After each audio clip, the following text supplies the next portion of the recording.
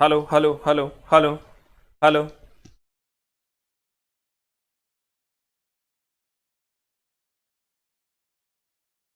Hello hello hello. सबको नमस्कार है सर, प्रणाम है। उम्मीद करते हैं आप लोग अच्छे होंगे और अच्छे से पढ़ाई कर रहे होंगे। कोशिश कीजिए सर इस बार नैया पार हो, इस बार हर हाल में नैया पार हो, इस पर सर कोशिश कीजिए, नहीं तो मामला गड़बड़ा जाएगा।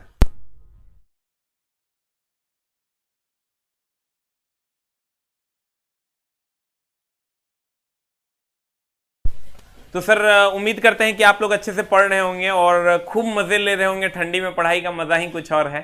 कंडीशन अप्लाई कि सर टाइम से खाना मिल जाए एकदम गरम गरम। तो सर खूब मन लगा के पढ़िए, यही एक समय है जो अपने मम्मी पापा को आप रिटर्न दे सकते हैं। अगर आप अपने मम्मी पापा को रिटर्न गिफ्ट करना चाहते हैं, जिसने आपके एक छींक, एक बुखार और एक दर्द का हिसाब रखा है, अब उसको हिसाब देने की बारी आ गई है सर। अब ओवरऑल करने की बारी आ गई है। तो आप लोग सर एकदम तैयार हो जाइए, बेस्ट ऑफ द बेस्ट आपके लाइफ में अब कुछ होने वाला है। आइए हम सीधे सर क्वेश्चन की दुनिया में चलते हैं। कुछ अटपटे क्वेश्चंस जो मैं लेकर आता हूं इस टाइम, जो क्वेश्चन आपके मेरिट को बनाता है। कहता है पहला क्वेश्चन, निम्न में से त्रिसंयोजक, ध्यान दीजिएगा सर, निम्न में से त्रिसंयोजक ट्राइवैलेंट तत्व कौन सा है? निम्न में से त्रिसंयोजक, देखिए आपको क्वेश्चन क्या क्या पूछेगा इसमें। या तो चतुर्थ संयोजक पूछेगा जिसमें ये तीनों पूछेगा, या त्रिसंयोजक पूछेगा जिसमें ये लोग पूछेगा, या तो पंच संयोजी पूछेगा जिसमें ये लोग रहेंगे। ये हो गया तुम्हारा ये हो गया तुम्हारा चतुर्थ संयोजी 4, और ये हो गया तुम्हारा पंच संयोजी। इतने क्वेश्चन पूछता है, त्रिसंयोजी, चतुर्थ संयोजी और पंच संयोजी, तीन चीजें पूछी जाती है सर। त्रिसंयोजी, चतुर्थ संयोजी और पंच संयोजी। ये आप कहिएगा क्यों पूछा जाता है सर? ये जो टाइम हम डिस्कशन लेते हैं एकदम आराम से, ठंडे दिमाग से पढ़ने का है, एकदम आराम से। कहेगा सर ये क्यों पूछा जाता है? ये सर इसलिए पूछा जाता है, ये त्रिसंयोजी है, ये चार संयोजी, ये पंच संयोजी। तो त्रिसंयोजी की अगर बात करोगे, ये इसलिए पूछा जाता है, कार्बन, सिलिकॉन और जर्मेनियम ये अर्धचालक है। और जब इस शुद्ध अर्धचालक में जब आप त्रिसंयोजी मिलाते हैं तो सर पी प्रकार का अर्धचालक बनता है। और जब इस शुद्ध अर्धचालक में हम पंच संयोजी मिला देते हैं तो एन प्रकार का अर्धचालक बनता है।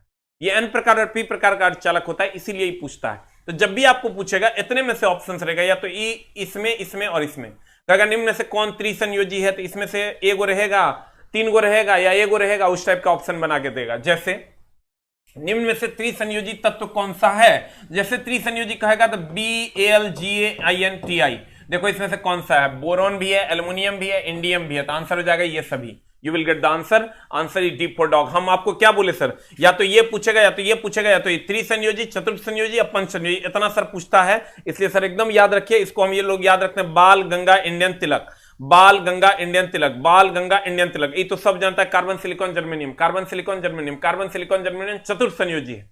और nitrogen phosphorus arsenic antimony, nitrogen phosphorus arsenic antimony, nitrogen phosphorus arsenic antimony, ये आपका पंच संयोजी है। तो राइट इट डाउन। अब बताइए सर आंसर क्या हो जाएगा? What is the answer? Answer is, the right answer is question number 1 का डी। क्वेश्चन नंबर 2 में चलते हैं सर। ऑक्सीकरण प्रतिक्रिया में निम्नलिखित में से क्या होता है? तो सर इसके लिए हम आपको एक लिस्ट बता देते हैं। हमेशा कोशिश करते हैं सर बच्चों के लिए कुछ बेस्ट ऑफ द बेस्ट लेकर आए, चाहे वो सुबह हो या शाम हो, कभी भी आपसे अगर मिले तो आपकी दुनिया में कुछ ना कुछ ऐड करें। ऑक्सीकरण, इसी को हम सर उपचयन कहते हैं, इसी को हम अपचायक कहते हैं।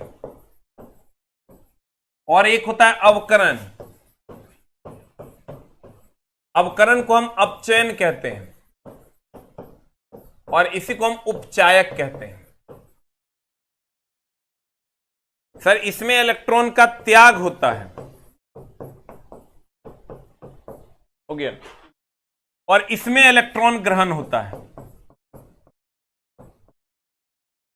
इसमें सर इलेक्ट्रॉन का त्याग होता है और इसमें इलेक्ट्रॉन ग्रहण होता है। ठीक है, एक मिनट उसका सुनो ना, एक प्रिंट निकाल के हमको तो नहीं दिखा दो, हमको लगता है कहते हैं सर इसमें इलेक्ट्रॉन का त्याग होता है और इसमें इलेक्ट्रॉन ग्रहण होता है। जिसका ऑक्सीकरण होता है वो उपचयन होता है, वही अपचायक होता है, और जिसका अवकरण होता है वो अपचयन होता है, वही उपचायक होता है। तो जल्दी से सर इसको लिख लीजिए, लिख लिए। इतने से क्वेश्चन तुम्हारा रहेगा। ये इलेक्ट्रॉन का त्याग करता है, ये इलेक्ट्रॉन ग्रहण करता है, ये इलेक्ट्रॉन का त्याग करता है, ये इलेक्ट्रॉन ग्रहण करता है, ये इलेक्ट्रॉन का त्याग करता है, ये इलेक्ट्रॉन ग्रहण करता है। लिख लिए। मॉर्निंग वाला क्लास क्यों डिलीट कर दिया? आप बहुत गलत कर रहे हैं। गलत नहीं करेंगे तुम उठेगा नहीं ना। अब आ जाओ इधर। ऑक्सीकरण है, तो ऑक्सीकरण सर हमको याद है जब हम पढ़ते थे सर, तो इसके बारे में बार बार कहते थे इलेक्ट्रॉन इलेक्ट्रॉन इलेक्ट्रॉन। ऑक्सीकरण प्रतिक्रिया निम्नलिखित में से क्या होता है? तो ऑक्सीकरण की अगर हम बात करें तो इलेक्ट्रॉन का त्याग होता है। हम लोग सर एकदम साइकिल चलाते थे, अगर ऑक्सीकरण इलेक्ट्रॉन का त्याग, ऑक्सीकरण इलेक्ट्रॉन का त्याग, ऑक्सीकरण इलेक्ट्रॉन का त्याग। जिसका ऑक्सीकरण होगा वो उपचयन होगा, वही अपचायक होगा। जिसका ऑक्सीकरण होगा वही उपचयन होगा, वही अपचायक होगा। जिसका ऑक्सीकरण होगा वही उपचयन होगा, वही अपचायक होगा। इलेक्ट्रॉन का त्याग, इलेक्ट्रॉन का त्याग, इलेक्ट्रॉन का त्याग, इलेक्ट्रॉन का त्याग। इलेक्ट्रॉन का त्याग मतलब हानि, हानि मतलब की हो जाएगा इलेक्ट्रॉन की कमी। Before ball is the answer. अब आते हैं सर अगले क्वेश्चन की ओर।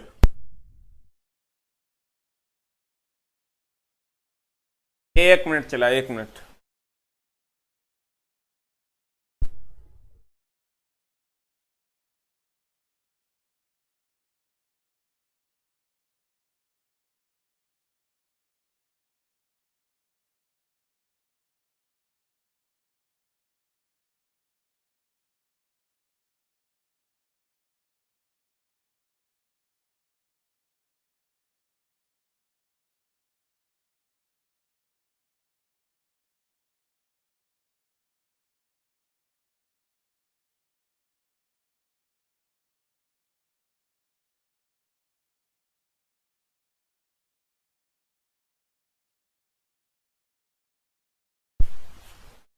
अब आते हैं सर यहां क्वेश्चन नंबर नेक्स्ट पे। क्वेश्चन नंबर नेक्स्ट कहता है,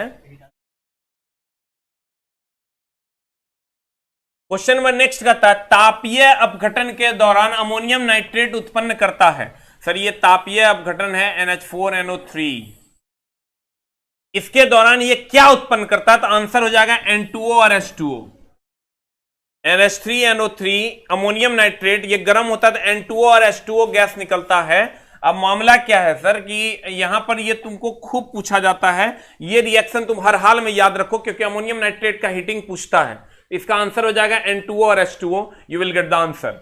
अमोनियम नाइट्रेट को जब गर्म करते हैं तो N2O और H2O बनता है। कहता वह पहला तत्व तो कौन सा है जिसका रासायनिक खोज हनिंग ब्रांड ने किया था? सर ये फास्फोरस हो जाएगा। बाकी किसी का नहीं पूछता, हाइड्रोजन का पूछता है। हाइड्रोजन की खोज किया था सर केवेंडिस ने। हाइड्रोजन का खोज कौन किया था? केवेंडिस। बाद बाकी किसी का खोज नहीं पूछता, सब तत्वों का खोज याद रखोगे मामला गड़बड़ा जाएगा। हाइड्रोजन का खोज कौन किया था? केवेंडिस ने। अगला, ठोस आयोडीन का रंग होता है। सर यहां पे ये क्वेश्चन थोड़ा सा अटपटा है। लड़का जैसे आयोडीन देखता है इसमें सफेद मार देता है, एकदम गलत है सर, ये सफेद नहीं होगा। ठोस आयोडीन का जो रंग होता है वो कुछ इस कदर होता है, ये ठोस आयोडीन है। इसमें तुम देखो रंगहीन तो होता नहीं, इसमें रंग हो ही रहा, ये भी नहीं होगा। बैगनी भूरे से थोड़ा काला, लाल तो होता नहीं है सर, कहीं पर इसमें लालिमा तुमको नहीं दिख रही होगी, कालीमा दिख रही होगी। तो आंसर हो जाएगा बैगनी भूरे से थोड़ा काला। सी फॉर कैट। सी फॉर क्या? कैट। बैगनी भूरे से थोड़ा काला, बैगनी भूरे से थोड़ा काला। ये बैच जो सर हम शाम वाला करते हैं, ये बैच वही रेगुलरली कर सकता है जिसके कॉन्सेप्ट में थोड़ा सा भी पावर है। साफ मूढ़मती है तो मामला गड़बड़ है। निम्नलिखित तत्वों में अधातु को पहचानिए। निम्नलिखित तत्वों में सर अधातु को पहचानिए। देखिए सर एगो जुगाड़ आपको बताते हैं, अधातु पहचानने का एक सिंपल सा जुगाड़ है। क्या? जेकर जैसे धातु, अगर हम धातु की बात करें, धातु बोले तो मेटल, मेटल। अधातु बोले तो नॉन मेटल, अधातु बोले तो नॉन मेटल। ये सर क्वेश्चन जब आपके सामने आए ना तो एगो सिंपल सा जुगाड़ मेरा याद रखिएगा, आपका काम हो जाएगा। निम्नलिखित में अधातु कौन है? अधातु मतलब नॉन मेटल। तो अगर हमको धातु का पता चल गया तो अधातु अपने आप पता चल गया। तो जेकर अंत म से होगा वो मेटल है, जकर अंत मो से होगा वो मेटल है, जकर अंत मो से होगा वो मेटल है। तो कह रहा है अधातु, तो देखो अधातु की पहचान करें, तो एकरा में मो है, एकरा में मो है, एकरा में मो है, ये कर मतलब ये सब मेटल है, ये कर मतलब ये सब मेटल है, मेटल है मतलब सर धातु है। तो कहते हैं अधातु की पहचान की जाए, तो आंसर की हो जाएगा क्लोरीन। जकरा में मो लगल है वो मेटल है, जकरा में मो लगल है वो क्या है, चला मेटल है। जकरा में मो लगल है वो क्या है, मेटल। जकरा में मो लगल है मेटल, जकरा में मो लगल है वो मेटल, जकरा में मो लगल है वो क्या है, मेटल।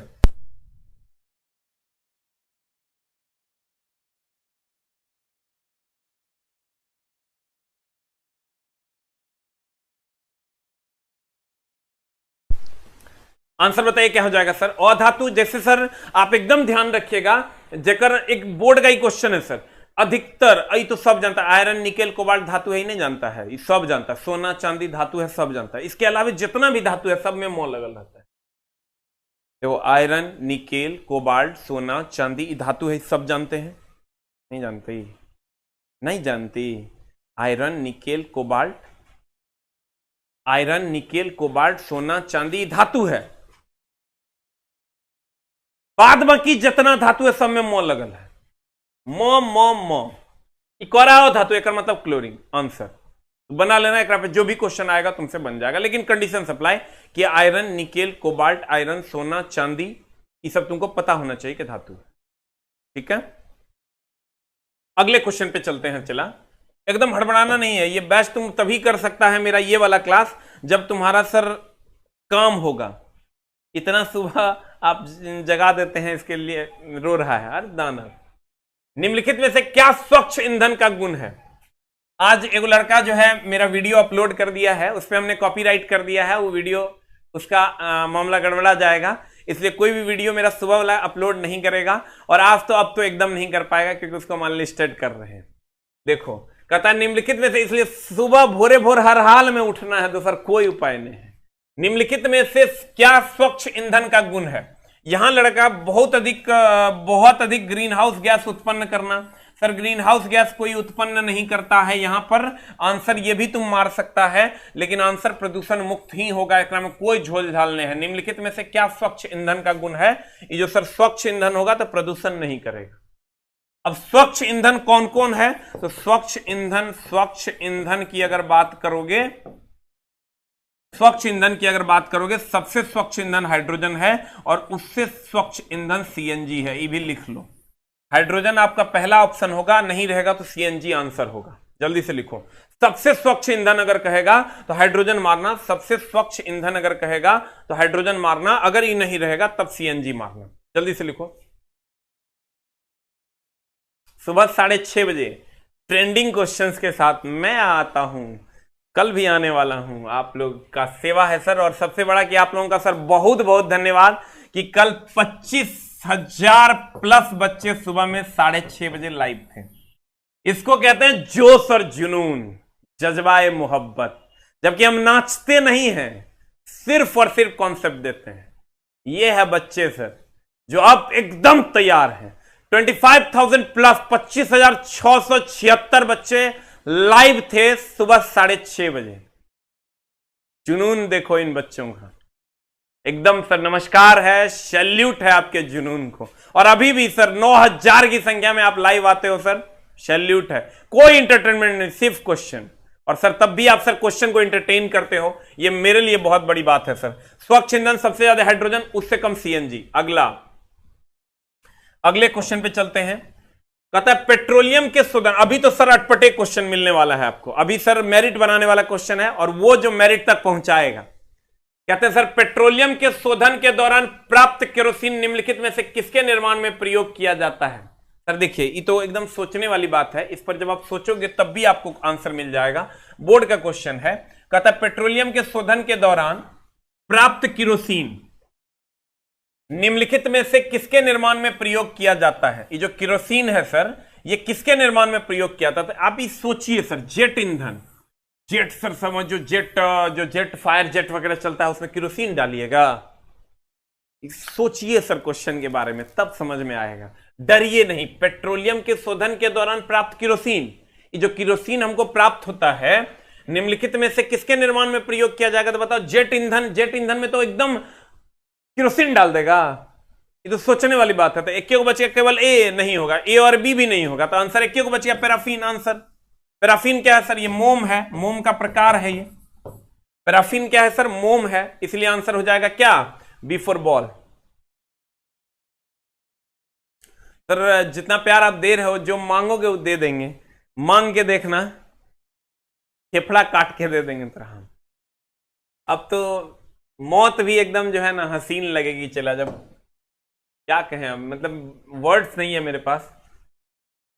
जल गैस निम्नलिखित में से किसका मिश्रण है? सर हम हमेशा बच्चों को ये बोलते हैं कि बाबू रे दो चीजें हमेशा याद रखना, जल गैस और एक है, एक तो हो गया जल गैस और एक होता है आपका जल गैस और भाप वायु अंगार गैस।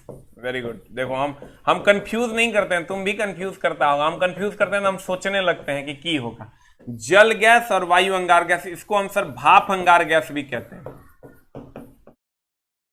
तू यहां पर कहां डाउट में फंसेगा मैं बताता हूं। चला, वायु अंगार गैस, इसी को हम प्रोड्यूसर गैस भी कहते हैं, इसी को हम सर प्रोड्यूसर गैस भी कहते हैं। ध्यान देना, एक होता है जल गैस, एक होता है भाप अंगार गैस, और वायु अंगार गैस और प्रोड्यूसर गैस। ध्यान देना, तुमको कंफ्यूजन कहां होता है ये मैं दिखा रहा हूं तुमको।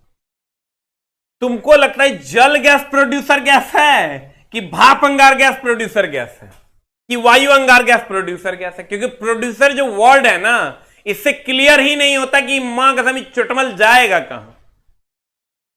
लेकिन गुरुजी क्लियर कर देंगे, यही तो गुरुजी की खासियत करे। अच्छा, ई क्लियर करते हैं एकदम, थोड़ा सा ध्यान दीजिएगा। पहले वो बात ठीक है, CO plus H2 CO plus N2 हम बूझ रहे हैं कि अब तुम यहां तक पहुंच गया, तनी बस हम धक्का दे रहे हैं। ये तनी जो लटकल फटकल होगा हम धकेल दे, अखड़ से चढ़ा दे।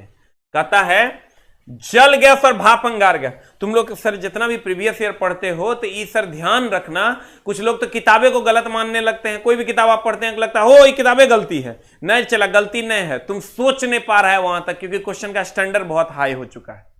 कहते हैं जल गैस और भाप अंगार गैस, वायु अंगार गैस और प्रोड्यूसर गैस। एक लड़का आज हमको फोन किया है, सर आप तो बोले थे कि आपको सर हम इतना मानते हैं, आप बोले कि आपके सेट में जो है एकदम कम एरर है, तो सर ये बताइए तो ये माइक्रोन बराबर 1 मीटर बराबर ये कितना दे दिया है, 10⁻6 कैसे होगा, -6 होगा। बोले छोटा तुरा नहीं समझ में आया कर, मतलब गलती हो गया। तब समझाए, कहता ओह ऐसा। फिर एगो लड़का फोन किया, आए सर बताइए तो विटामिन ई नियासिन कैसे कर दिए वहां पर। हम बोले देखो तो ऐसे एनसीईआरटी ऐसे नियासिन है, फलना किताब, कहता चिलना किताब में ऐसे। हम बोले एनसीईआरटी देखो तो कहता हाँ ठीक है कह रहे हैं सर।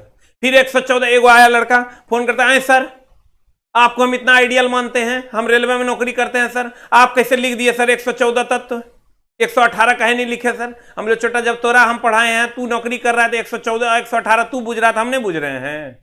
अरे दानव, बोर्ड अभी तक 114 मानता है, एनसीईआरटी भी वही मामला है, पुराना वाला एनसीईआरटी तुम उल्टा के देख लो 114, वही बोर्डो मानता है। हम 118 लिख के तोरा फंसा देना, नवदीज मरवा दें, मतलब नहीं बूझो तो गलती है। अरे दानवों, कहते हैं जल गैस और भाप अंगार गैस, वायु अंगार गैस और प्रोड्यूसर गैस। यहां तुम फंसेगी, और जब यहां तुम फंसेगी तो यहां से क्या करेगी हम बताते हैं। जैसे जल है, तोरा अगर ये बात क्लियर हो जाए, एगो जल होगा एगो वायु अंगार गैस।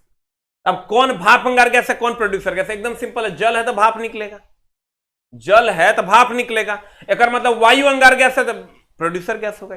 हम कहेंगे अच्छा जल गैस होता है, एगो वायु अंगार गैस होता है, एगो जल एगो वायु, एगो जल एगो वायु, एगो जल एगो वायु। तब जल जब है तो वही भाप होगा, इसीलिए अगर हम भाप अंगार गैस कह सकते हैं, क्योंकि जल से ही भाप निकलता है। तब एक बचे वायु अंगार गैस, तो प्रोड्यूसर गैस कहेंगे। जैसे जल है तो भाप निकलेगा, मतलब जल गैस भाप अंगार गैस के हुआ। लेकिन मतलब वायु अंगार गैस है तो वायु अंगार गैस के साथ क्या गुण होगा, प्रोड्यूसर गैस। नहीं समझा, जल है तो भाप होगा, तो जल गैस और भाप अंगार गैस के हुआ।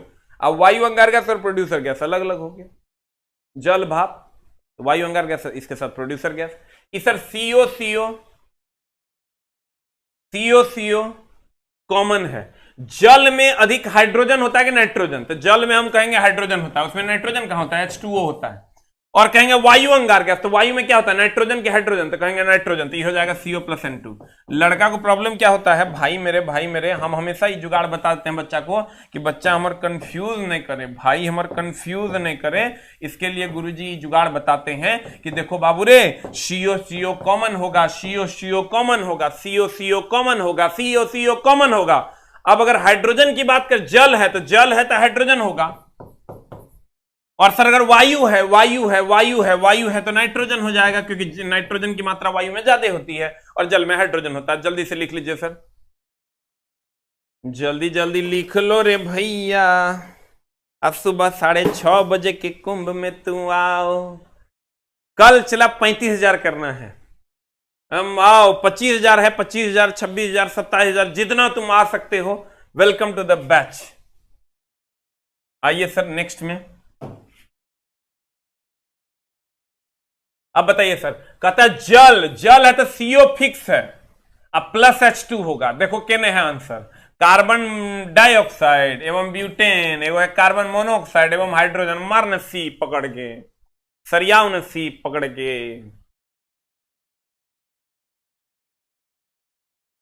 एक लड़का आ जाया, कहता है कि सर बहुत बच्चा ऐसा है जो आपके जोश के सहारे सर लड़ रहा है। हम बोले ये हो गया, हम बोले ये कम अपने से खड़े होके करवाएगा, ये हम बोले ये कम ना होने देना। जो जोश, आज एक लड़का पता नहीं खोजते खोजते आ गया और कहता सर आपके जोश के सहारे बहुत बच्चा सर लड़ रहा है। हम बोले मेरा जोश कम नहीं होगा, एकदम टेंशन नहीं लेना, कोरोना होगा तो खांसते खांसते भी तेरे अंदर वो जोश हम फूकते रहेंगे जो तेरे अंदर होना चाहिए। खाली गुरुजी को देखना, स्टेशन पर बिना टिकट पकड़ना नहीं, बाकी कहीं कोई समस्या नहीं। तेरे अंदर जोश का तो जुनून भर देंगे। चला, हम तेरे साथ हैं, तेरा भाई तेरे साथ है। आज हम अभी क्लास ऑफ कर देना, तो कल से तोरा लगेगा कुछ हरा गया। सही बोल रहे हैं गलत? हमरा नहीं देखेगा लगेगा कुछ हरा गया है कि तो वो जोश, वो जुनून, वो ताकत मैं हूं तेरे अंदर और तू मेरे अंदर है, हम दोनों एक दूसरे की ताकत हैं। चला, कहता है एक संतुलित समीकरण, एकदम आराम से, बैलेंस समीकरण क्या होता है। चला, जैसे हम लोग कहते हैं H2 + O2 is equal to H2O, यह है सर असंतुलित समीकरण, यह है असंतुलित समीकरण, क्योंकि यह संतुलित नहीं है। और अगर हम इसको संतुलित करते हैं H2 + O2, यह हो जाएगा 2H2O, तो यह हो जाएगा संतुलित समीकरण।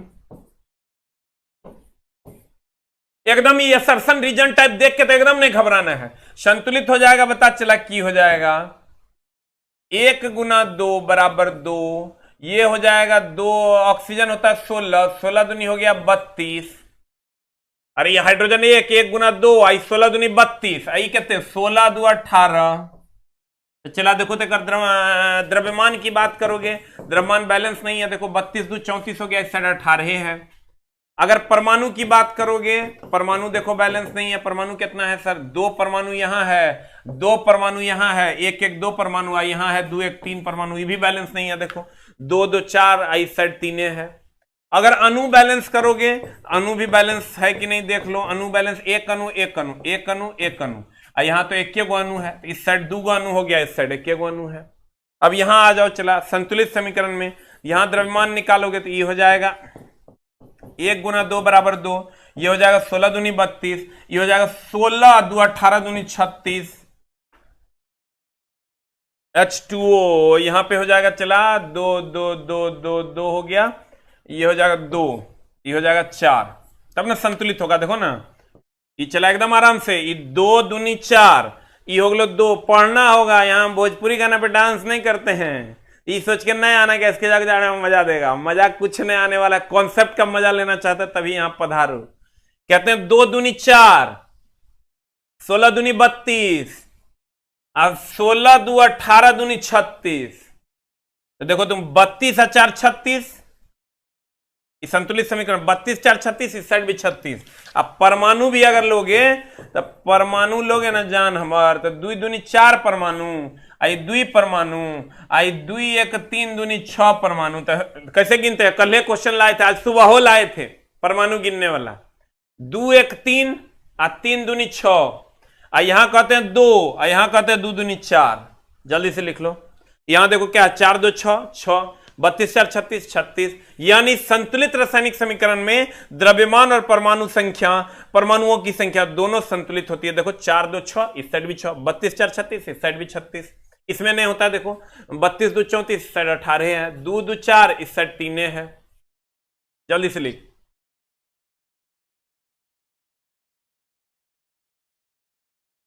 हो गया, हो गया, हो गया। अगला क्वेश्चन चलें। मेरा क्लास करना है तो एकदम पेशेंस फुल्ली आना, नाच नहीं करेंगे। सिर्फ कॉन्सेप्ट पढ़ना है तो आओ, आपका सर स्वागत करते हैं। लिख लिए।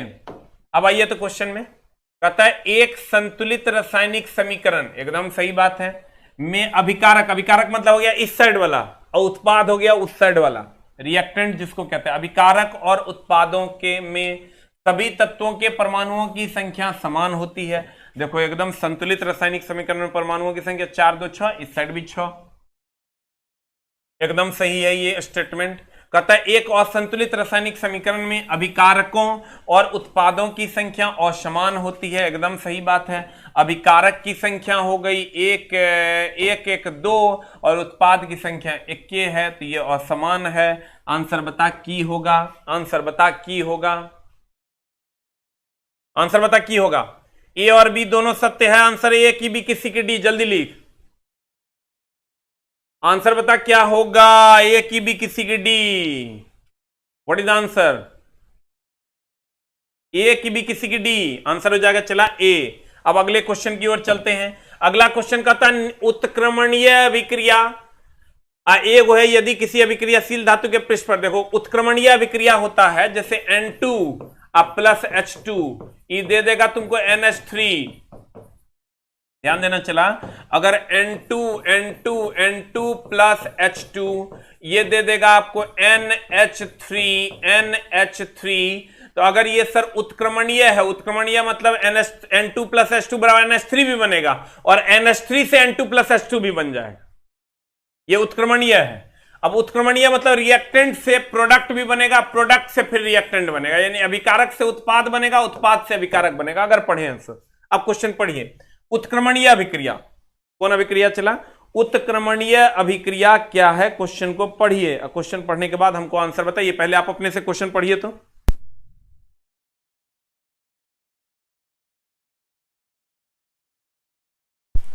कहते हैं सर उत्क्रमणीय अभिक्रिया, उत्क्रमणीय अभिक्रिया जब वसा और तेल का ऑक्सीकरण होता है तो उनमें उत्क्रमणीय अभिक्रिया होता है और उनकी गंध और स्वाद बदल जाती है। अब आंसर होगा चला, कहता गंध और स्वाद बदल जाता है। तो सर हमको ये बताइए, जब वसा और तेल का ऑक्सीकरण होता है तो उसमें उत्क्रमणीय अभिक्रिया होती है। सर उत्क्रमणीय अभिक्रिया में ऐसा नहीं है कि आम है तो इमली बन जाएगा, इमली है तो आम बन जाएगा, गंध और स्वाद वही रहेगा।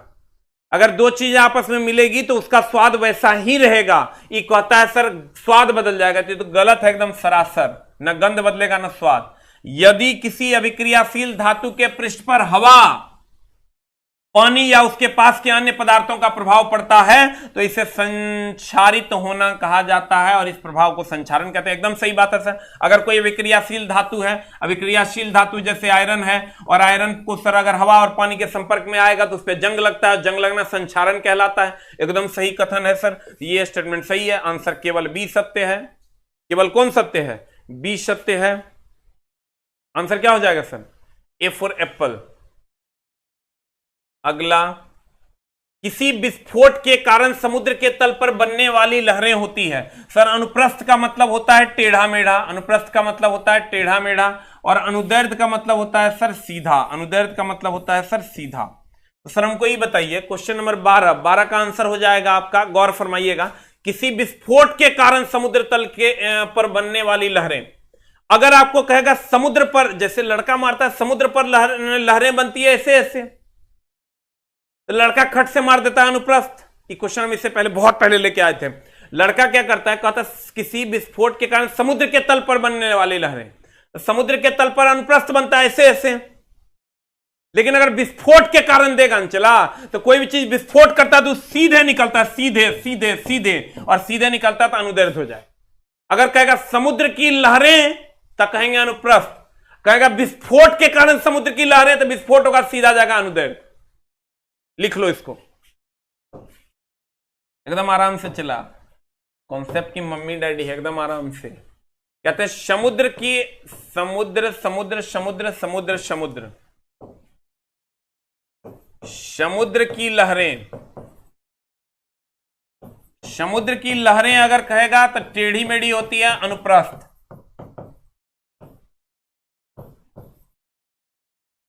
और विस्फोट के कारण अगर समुद्र की लहरें कहेगा, विस्फोट के कारण, विस्फोट के कारण समुद्र की लहरें, समुद्र की लहरें, समुद्र की लहरें तो कहेंगे अनुदैर्ध्य।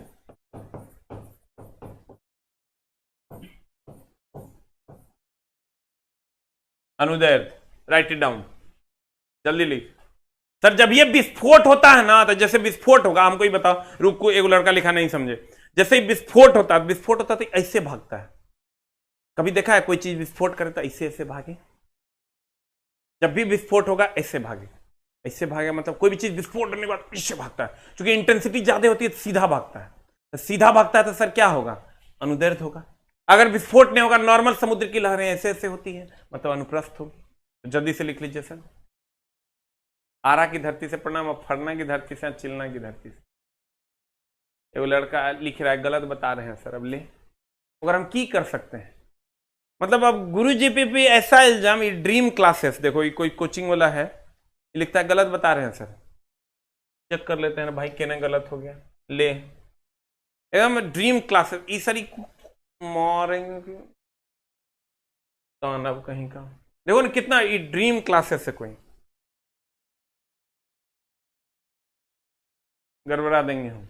दानवी बंद करो, पढ़ो। समुद्र की लहरें अनुप्रस्थ होती है, विस्फोट के कारण समुद्र की लहरें होंगी तो अनुदैर्ध्य होगी। अब आ जाइए सर इधर। किसी विस्फोट के कारण समुद्र के तल पर बनने वाली लहरें होती है, आंसर बताइए क्या हो जाएगा सर? विस्फोट के कारण समुद्र तल पर बहने वाली लहरें जब भी होगी सर अनुदैर्ध्य होगी। आंसर बताइए सर क्या होगा? B for ball. अब देखो लड़का लिख रहा है, गलत बता रहे हैं। कितना ऐसा बच्चा है सर, ये क्वेश्चन पढ़ा है और प्रीवियस ईयर में और यही आंसर मिला है उसको? कितना ऐसा बच्चा है जिसको प्रीवियस ईयर में ये आंसर मिला है अनुदैर्ध्य? एक लिखेगा। जिसको नहीं मिला है, जो नहीं जानता है इसके बारे में और लगता है कि गलत बताए हैं सर, वो 2 लिखेगा। जल्दी से, जल्दी जल्दी लिखो, जल्दी जल्दी लिख, ताकि ड्रीम क्लासेस वाला को जो है सही सबक मिले। देखो इतना बच्चा पढ़ा है, प्रीवियस ईयर में है, लेकिन लिख रहा है कि गलत बता रहे हो। मतलब क्या कहें, चला बहुत सारे बच्चा तो ऐसा भी फोन कर रहे हैं, सर तो गलती लिख दिया। अरे दान, अब तोरा समझ में आता तब ना, तो पिट्टू पिट्टू कर देंगे। लेकिन कोई बात नहीं, सब चले ना है। आ जाओ इधर।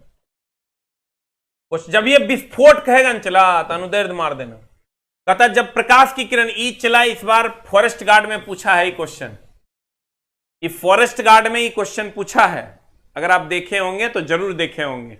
कहता है जब प्रकाश की किरण, एक ये परसों तरसों जो हुआ है फॉरेस्ट गार्ड ना, परसों हुआ है कल हुआ है, परसों हुआ है या कल हुआ है, उसमें ही क्वेश्चन था इसी टाइप का। जब प्रकाश की किरण सघन माध्यम से विरल माध्यम में जाएगी, तब देखो सघन माध्यम, सघन माध्यम, सघन माध्यम, मतलब हो गया तुम्हारा मान लो कांच, अब विरल माध्यम, विरल माध्यम, विरल माध्यम हो गया हवा। तो जब ये तुम सघन यानी कांच से निकलकर हवा में जाओगे, तो हवा यानी विरल माध्यम में जाओगे, तो अपने आप को फैलाओगे तो अभिलंब से दूर जाओगे।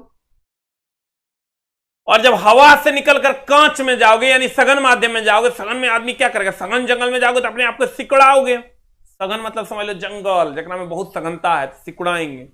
एकरा से एकरा में जाएंगे हवा में, तो फैलाएंगे, यानी अभिलंब से फैलोगे तो अभिलंब से दूर जाओगे, और सिकुड़ोगे तो अभिलंब के नजदीक आओगे। जैसे फॉर एग्जाम्पल कि क्वेश्चन इस बार फॉरेस्ट गार्ड में था सर कि अगर प्रकाश सघन माध्यम, ये सघन माध्यम यानी कांच है, और इससे ये विरल माध्यम यानी हवा में जाता है, विरल माध्यम यानी हवा में जाता है, तो ये सघन माध्यम है और इससे विरल माध्यम में जाएगा तो अभिलंब से दूर जाएगा। ये सघन माध्यम है, ये विरल माध्यम में जाएगा तो अभिलंब से दूर जाएगा, क्योंकि ये अभिलंब है, अभिलंब से दूर जाएगा। और अगर उल्टा होगा यानी विरल माध्यम से सघन माध्यम में जाएगा, ये सब ट्रेंडिंग क्वेश्चन है सर। विरल माध्यम यानी हवा से सघन माध्यम में जाएगा, सघन माध्यम में जाएगा, सघन माध्यम यानी पानी ले लो या कांच ले लो, जो भी लेना है, तो ये सर अभिलंब की ओर आएगा, क्योंकि जब ये सघन माध्यम में जाएगा सिकुड़ेगा और विरल माध्यम में जाएगा तो फैलेगा तो अभिलंब से दूर जाएगा, और सघन में गया, सघन में घुसा तो सिकुड़ेगा यानी अभिलंब की ओर आएगा। अब बताइए सर आंसर क्या हो जाएगा? हो गया? इस सब लगभग पढ़ा होगा। अब बता आंसर, लेकिन सोच समझ के मारना, दूर या नजदीक पते नहीं चलता है, इतना फिगर बना के नहीं मार पाएगा। सीधा मारो कि सघन माध्यम से विरल में गया तो फैलेगा मतलब अभिलंब से दूर जाएगा, अभिलंब की ओर और कम गति, अभिलंब से दूर और कम गति, अभिलंब की ओर तीव्र गति। ऐसा क्वेश्चन ने पूछ दिया है ना कि ले ओकरा में दरोगा वाला बड़ा आसान था, ये ग्रुप डी है, हमरा लगा वही होगा।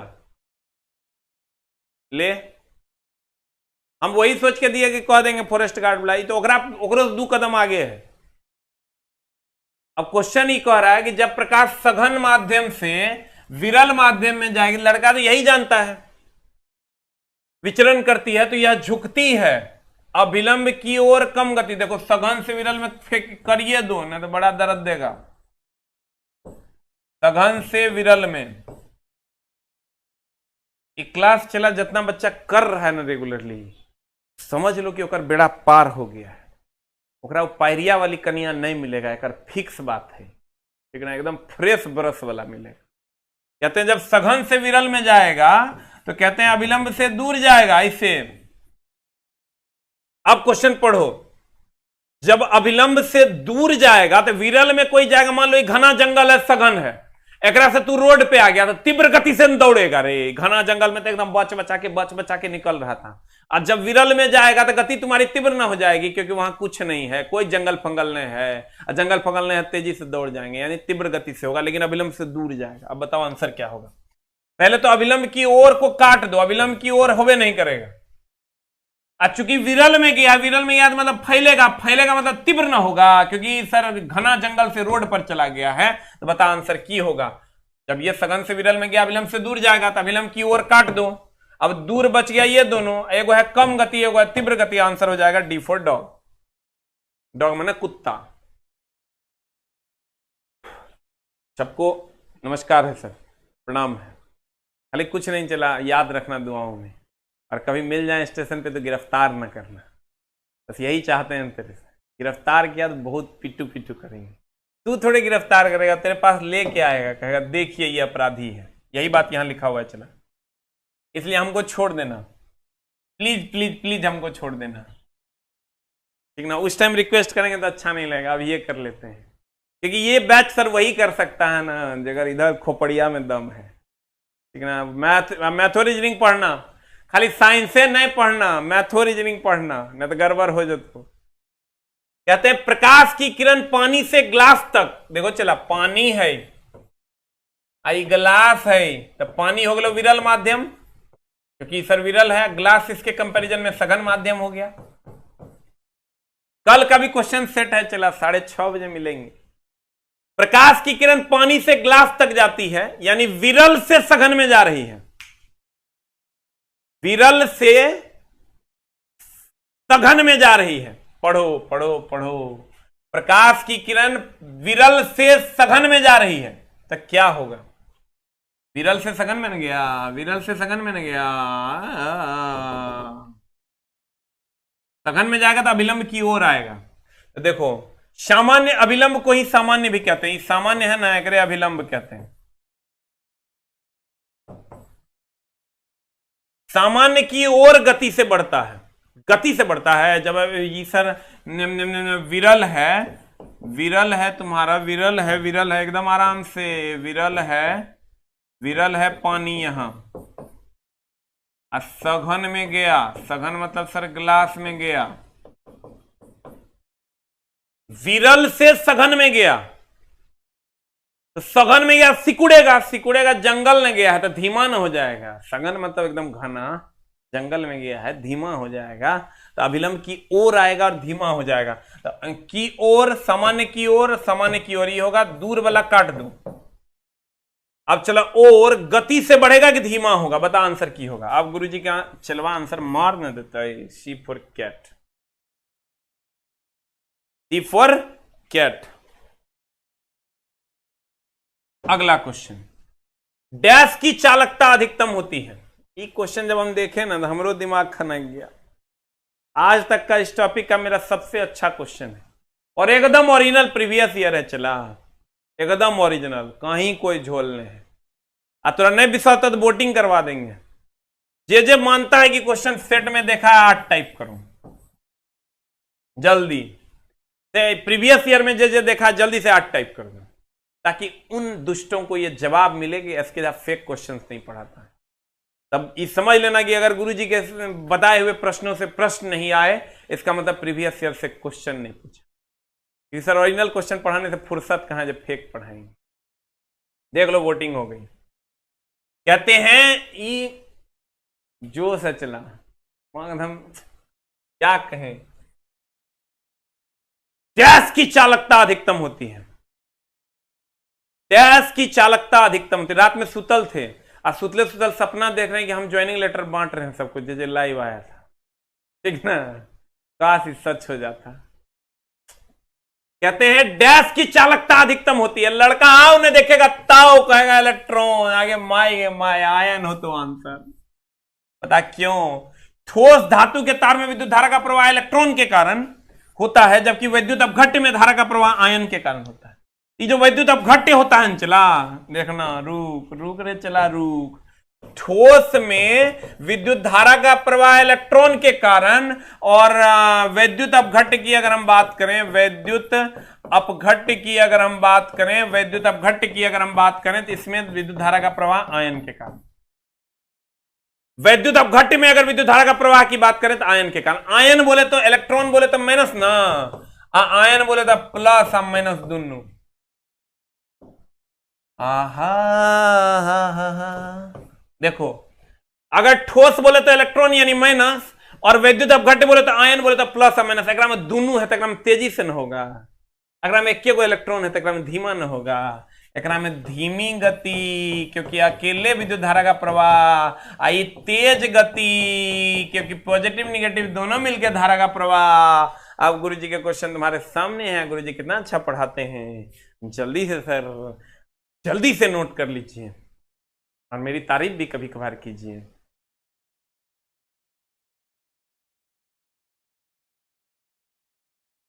आपको कोई धोखा दे दिया है प्यार में, ये धोखा दे दिया, मारेंगे चुट्टा। एक दिन तू ही देगा, कहेगा ले जाओ इसको और बंद कर दो हवालात में। अब तो हम सोच लिए हैं, चला कहीं भी जाएंगे बिना टिकट जाएंगे, खाली तुम लोग का ज्वाइनिंग हो जाए, कोई टिकट ना, हम जाएंगे बिना टिकट, और लोग को भी कहेंगे बिना टिकट चलो। और जे पकड़ेगा ओकरा फोन देना हमारा का। पूरे भारतवर्ष में कम से कम जहां हिंदी भाषी क्षेत्र है वहां तो जाइए सकते हैं। एकदम एकदम कोई टिकट नहीं कटाएगा, जगह नौकरी नहीं होगा वो, समझा, हमारा फोन लगाएगा और तब चलवा को जो है सरियाएंगे हम। कहते हैं डैश की चालकता अधिकतम होती है, आंसर हो जाएगा आयन, क्योंकि इसमें सर प्लस और माइनस दोनों के कारण विद्युत धारा का प्रवाह होता है। इलेक्ट्रॉन में खाली माइनस के कारण होता है, न्यूट्रॉन प्रोटॉन के कारण तो धारा का प्रवाह होवे नहीं करता। देखो कितना क्लियर कर दिए क्वेश्चन। अगला क्वेश्चन, अगला क्वेश्चन, अगला क्वेश्चन, अगला क्वेश्चन, चालक की का विशिष्ट प्रतिरोध, चला रे, की बता, विशिष्ट प्रतिरोध रो बराबर होता है आर ए बाय एल। रो बराबर आर ए बाय एल। रो क्या है, चला रो है विशिष्ट प्रतिरोध, विशिष्ट प्रतिरोध, एल है लंबाई, ए है चला क्षेत्रफल, अब क्वेश्चन पढ़ो, आर के बारे में जानिए, रही है प्रतिरोध।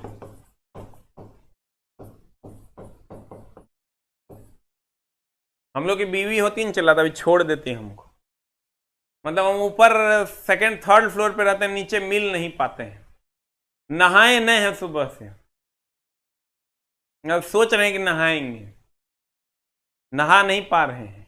कहे जानता है, ईपीपीटी देखते हैं तो वो मिस्टेक होता है, वहां मिस्टेक होता है तो इधर सुधारते हैं, इधर मिस्टेक होता है तो उधर सुधारते हैं। कहता है कि कहता है चालक की का विशिष्ट प्रतिरोध डैश पर निर्भर करता है। यहां तुम कहेगा अरे मास्टर विशिष्ट प्रतिरोध लंबाई पर तो निर्भर करिए रहा है, ये काहे नहीं होगा। तुम कह रहे मास्टर अनुप्रस्थ काट के क्षेत्रफल पर तो निर्भर करिए रहा, तो ये काहे नहीं होगा आंसर। तुम कह रहे मास्टर चालक के प्रतिरोध पर तो निर्भर करिए रहा, तो ये काहे नहीं होगा। प्रतिरोध भी देले है, क्षेत्रफल भी देले है, लंबाई भी देले है, तीनों ऑप्शन तो देले है, आंसर ही हो जाएगा। क्योंकि जब बनावट कह दिए कि मेरी बनावट पर निर्भर करता है, मतलब मेरी लंबाई पर भी निर्भर करता है, मेरी चौड़ाई पर भी निर्भर करता है, मेरे विरोध पर भी निर्भर करता है, मेरी ऊंचाई पर भी निर्भर करता है। बनावट के मतलब लंबाई, चौड़ाई, क्षेत्रफल सब ना आ गया। ये तीनों ऑप्शन के एकरा रखले हैं, आंसर हो जाए तो ए फॉर एप्पल। सबको लव यू है सर, लव यू भाई लोग, पप्पी लोग। फॉर्मूला गलत हो गए, देखो ये लिखता के है, ये सब बात ने ये लिख दिया फॉर्मूला गलत है। देखो बाप रे बाप, आर बराबर रो एल बाय ए होता है, कहते हैं कहने गलती लिख दी, आर ए बाय एल ठीक। अरे दानवों, अगर कुछ करना पड़ेगा, चला मामला बहुत गंभीर है। अच्छा कितने लोगों को लगता है कि मैंने फॉर्मूला ये गलत लिख दिया है? जिनको लगता है सर फॉर्मूला सही है जल्दी से आप 5 टाइप कर दीजिए, और जिनको लगता है फॉर्मूला गलत है वो 6 टाइप कर दीजिए। लिख रहा है वो लड़का, देखो जानता है, चला मतलब झूठे कहेगा हो इस सेट में दी गलती है। अरे छोटा तो समझ कम है कर मतलब गलती है। कितना लोग मानता है कि फॉर्मूला जो हम लिखे हैं गुरुजी ने लिखा है सत्य वचन है, और कहे लिख रहा है ये कौन है, फलना क्लासेस चिलना क्लासेस। अरे दानवों, 150% सत्य वचन है, गुरुजी के कलम से कभी कभार ही असत्य वचन निकलते हैं, वो एकदम विरले, हमेशा सत्य वचन निकालते हैं। चला इतना लंबा एक्सपीरियंस है, तुम लोग का आशीर्वाद है मेरे साथ, तुम लोग का प्यार है मेरे साथ, गलत कैसे लिख देंगे रे। चला चालक की बनावट पर अगला अगला अगला देखो, यह भवकाली, एक आध 6 लिख देता होगा, मुंह में लाठी ठूस के हड़बड़ा, दानव कहेंगे। धारिता एक राशि है सर, धारिता मतलब कैपेसिटर की बात कर रहे हैं, ये एक स्टोरेज डिवाइस है, इसमें कोई दिशा होता है क्या? धारिता इसमें ये एक स्टोरेज डिवाइस है, ये स्टोर करता है विद्युत धारा को, चार्ज को स्टोर करता है। तो बाल्टी में पानी स्टोर करता है, बाल्टी सदिश हो जाता है, ओकरा में दिशा होता है, बाल्टी में पानी, एक बाल्टी पानी कहते हैं, पूरब की तरफ मुंह करके खड़ा है। तो धारिता एक स्टोरेज डिवाइस है, यह संग्रहित करता है। क्या करता है? चला ये संग्रहित करता है, तो संग्रहित करता है तो ऑब्वियसली ये अदिश राशि होगा। एक और लिख लो, धारिता विद्युतीय विभव, ये दो को पूछता है, विद्युतीय विभव ये दोनों अदिश राशि है। आएगो पूछेगा सदिश में, लिख लो विद्युतीय क्षेत्र की तीव्रता, ये पूछता है विद्युतीय क्षेत्र की तीव्रता, विद्युतीय क्षेत्र की तीव्रता। धारिता और विद्युतीय विभव ये अदिश राशि है, अदिश राशि है, और सदिश में विद्युतीय क्षेत्र की तीव्रता, तीव्रता जब भी होगा सदिश राशि होगा। बढ़िया से लिख दे की रही तू गड़बड़ा देगा। ले लिख देते हैं एकदम आराम से। अदिश में लिख लेना धारिता, एगो और लिख लेना विद्युतीय विभव।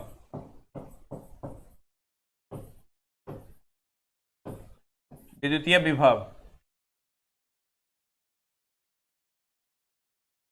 हो गया। अगले क्वेश्चन की ओर चलते हैं। चला, एक सरल आवर्त गति संपन्न करने वाले कण का समय विस्थापन समीकरण दिया हुआ है तुमको, y is equal to 3 sin 10t। तो आवृत्ति बताइए सर। देखिए फॉर्मूला स्टैंडर्ड इक्वेशन होता है y बराबर a sin ओमेगा t। अब ओमेगा इज इक्वल टू होता है 2 pi n। Sir omega is equal to होता है 2 पाई n, यहां ओमेगा की जगह पर 10 है, आवृत्ति हमको n निकालना है।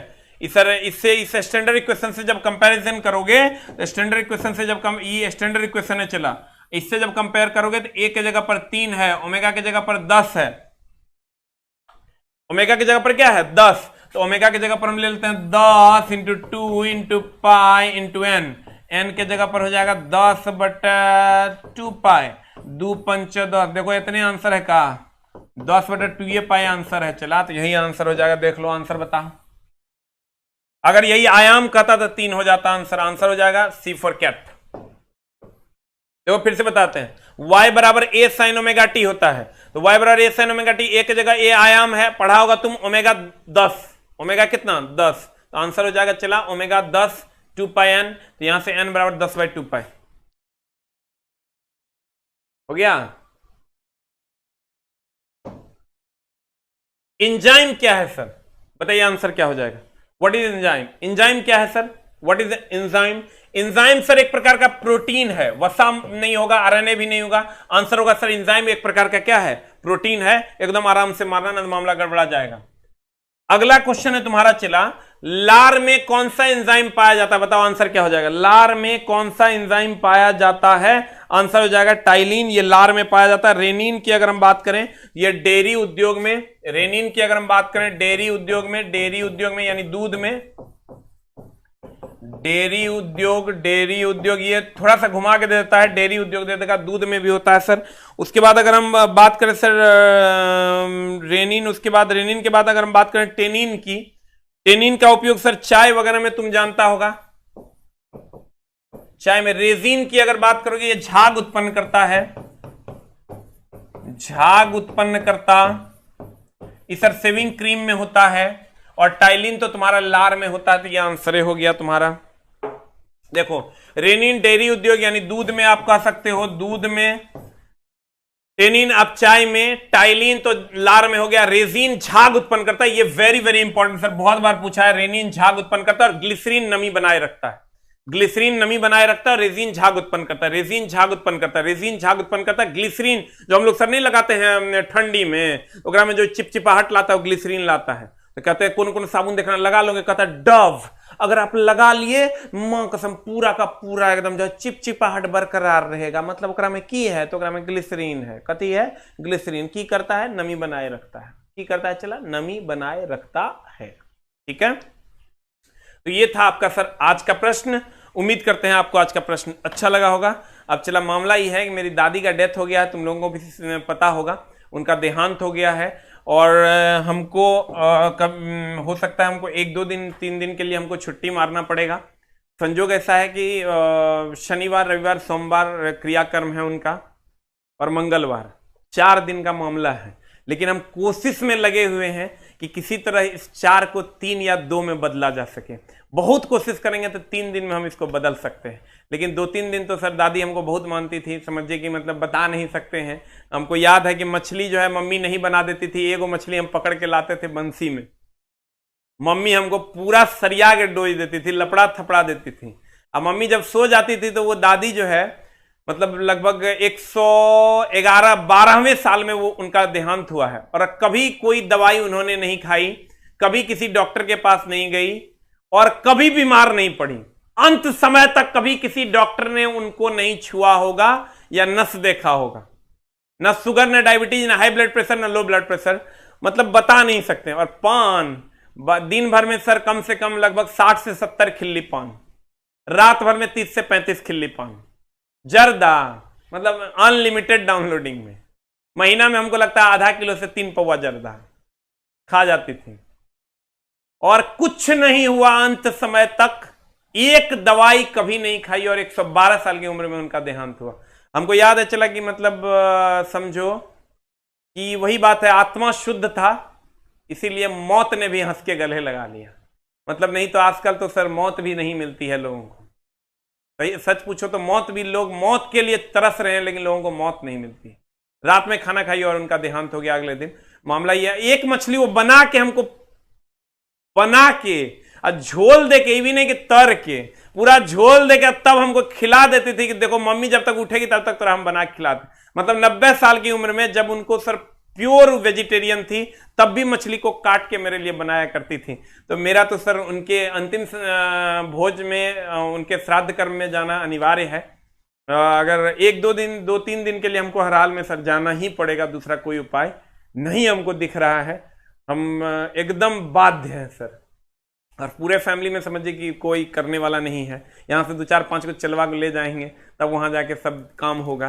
तो इसलिए सर हो सकता है, लेकिन अभी नहीं सर, इस सप्ताह तो अभी तो क्लास चलेगा। अगले सैटरडे की बात कर रहे हैं, जो सैटरडे आने वाला है। आज तो सोमवार है, इसलिए सर आराम से आप लोग पढ़िए, खूब मन लगा के पढ़िए, और मिलते हैं सुबह।